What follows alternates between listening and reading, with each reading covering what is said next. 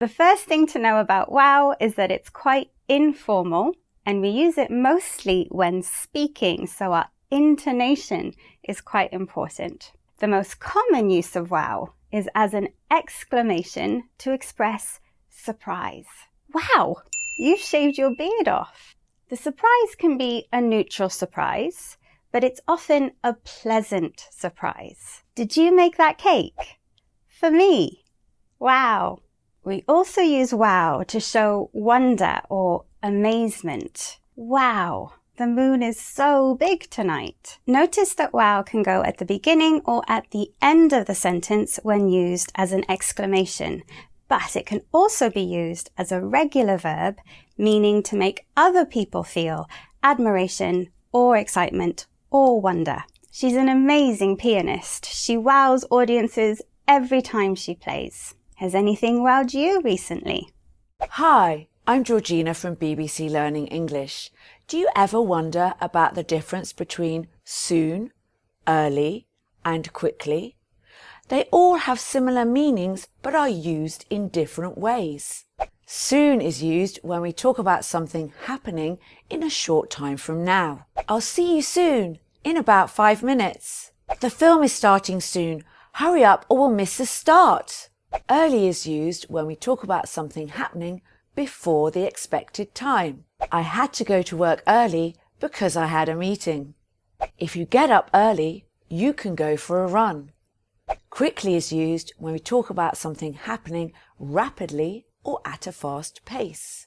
We're late. We need to walk quickly. I'm so excited. He replied to my text very quickly. That reminds me, I have a meeting starting soon. I've got to go. Bye! Hi, this is Keith from BBC Learning English, and today I'm going to tell you the differences between be going to and the present continuous to talk about future plans. We use be going to talk about future plans. The plan will probably take place, but it's not a definite plan. If I say I'm going to meet my friends this weekend, it means I made plans with my friends. But it could mean that we haven't decided where to meet, nor have we decided what time to meet. On the other hand, we use the present continuous to talk about future plans that are almost definite. If I say I'm meeting my friends this weekend, it means I made plans with my friends, and we may have decided where to meet and what time to meet. So this plan is almost definite and is difficult to cancel. So remember, the present continuous describes a more definite plan than be going to. Hi, Sian here for BBC Learning English, and today we're going to look at these two little words. So been and gone are both past participles, both used with the present perfect, but they don't have the same meaning. We use been to talk about complete visits. So she has been to Paris means that she visited Paris at some point in the past and now she's back in the UK. Careful with pronunciation. When we say been in a sentence, it becomes been. She's been to Paris. But she's gone to Paris means she travelled to Paris and she's still in Paris now. She's on holiday. She's gone to Paris. Easy, right? Been, you go somewhere and return. Gone, you go somewhere but don't return.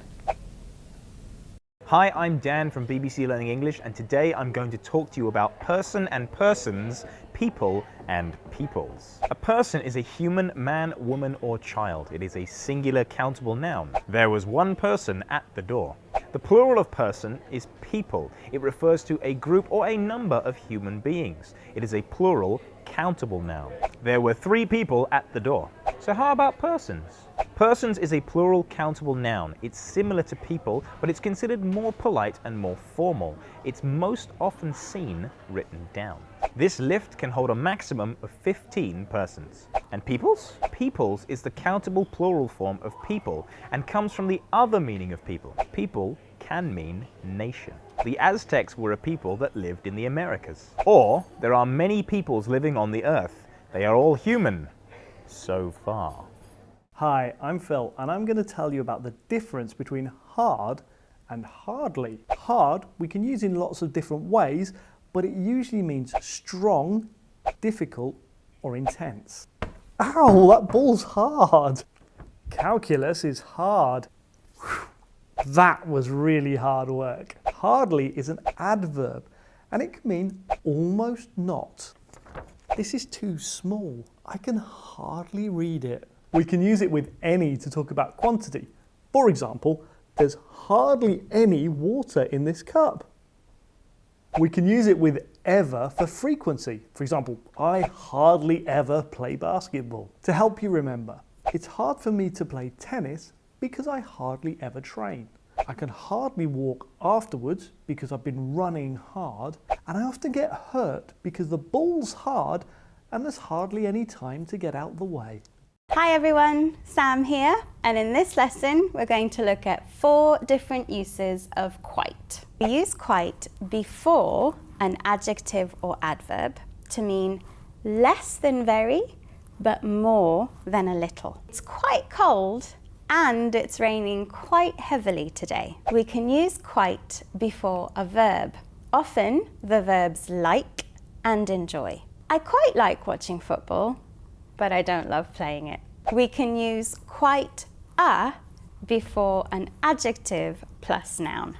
My brother is quite a good musician, but if we take the adjective away and just have quite a plus noun, the meaning changes. My brother is quite a musician, which means my brother is a very good musician. He's impressive. So quite is quite useful, isn't it? Hi, Sian here again. Now, we all love going on holiday, but these 2 words can cause problems. So a journey is a noun and refers to a single piece of travel.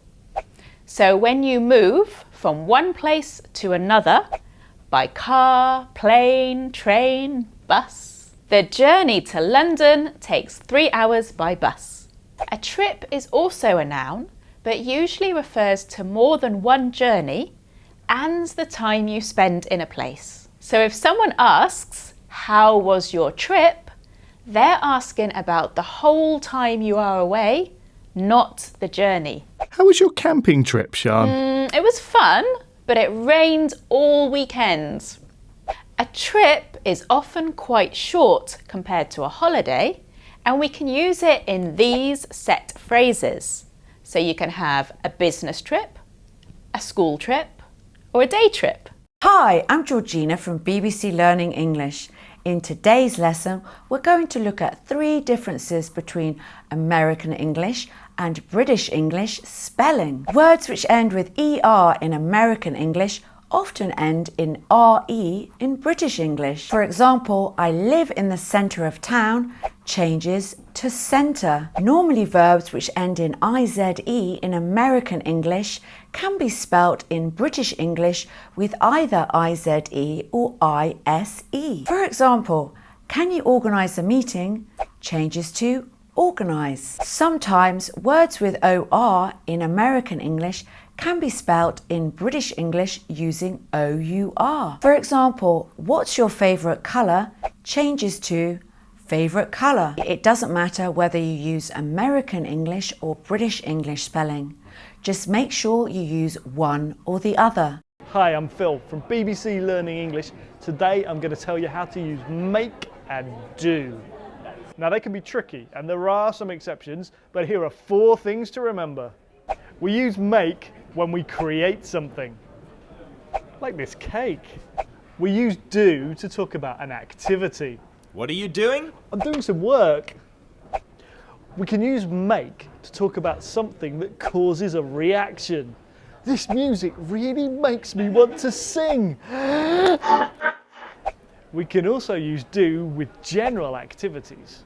What are you doing tomorrow? I'm not doing anything. Have you got any plans?